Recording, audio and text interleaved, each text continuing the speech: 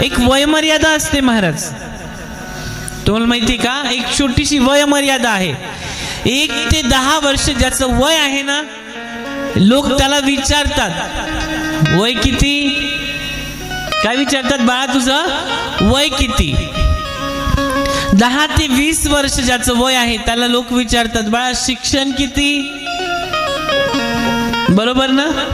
10 ते 20 मध्ये बाळा शिक्षण किती करतोस. 20 ते 30 च्या मध्ये ज्याचं वय आहे त्याला विचारतात बाळा कमाई किती. 30 ते 40 च्या ज्याचं वय आहे त्याला विचारतात मुलं किती. 40 ते 50 मध्ये विचारतात संपत्ती किती.